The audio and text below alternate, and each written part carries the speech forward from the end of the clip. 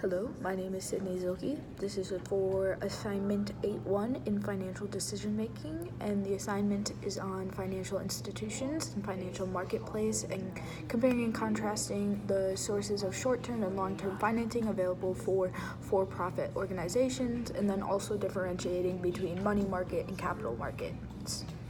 I will be referencing notes that I have taken on my laptop, and then I will state the sources at the end of the video. So short-term loans are borrowed funds used to meet obligations within a few days up to a year. The borrower receives cash from the lender more quickly than with the medium and long-term loans and must repay in a shorter time frame.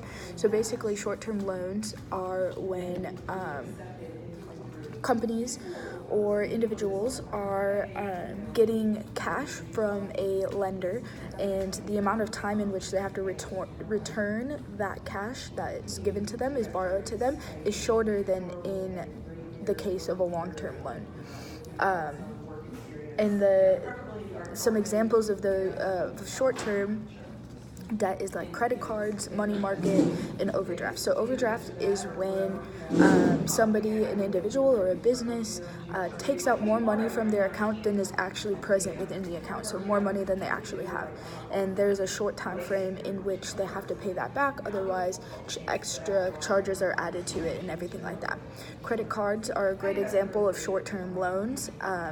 Basically, with a credit card, a certain amount of money, or you're allowed to put a certain amount of money and then pay it back over time. They have financing on credit cards, which is how the company is able to pay back that money to the credit card company. Lastly is the money market, and that is the bank. The core of the money market consists of the interbank lending, so banks borrowing and lending to each other using using paper money, and then repurchase agreements and similar short-term financial instruments. So that's how short-term financing is available for-profit organizations. So then we have long-term financing, which allows firms to access capital without diluting equity. Capital and interest is paid off over time. So with a long-term financing, there's going to be some sort of interest added to the amount that the company is borrowing. Some examples of that are bonds, common stock, and then the interest rate added on a loan, or any sort of money that is being borrowed. So money markets are markets for short-term debt instruments, with short-term meaning maturities of 1 year or less. So basically, money markets are where all of the short-term financing takes place, and they have different instruments to do that, like the credit cards and borrowing between banks and lending between banks and everything like that. And then the capital markets are markets for long-term financial instruments, with long-term meaning the maturities are extended beyond a year. So the capital markets are where long-term debt is located, and where those things like common stock and bonds and interest rate and everything come into play, as the company is allowed to pay off those debts over a longer period of time. So a real-world example of this is in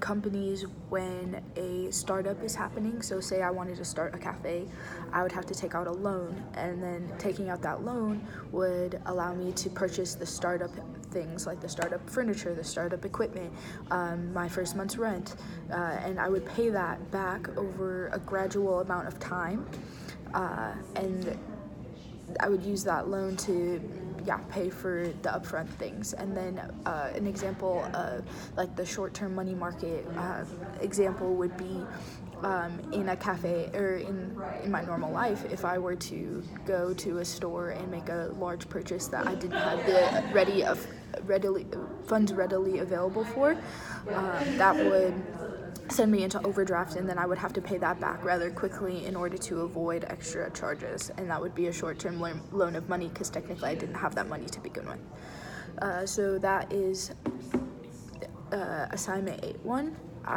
The sources I used were Lumen Learning, both on long-term and short-term financing, and then additionally the Financial Management Principles and Applications textbook. Thank you so much.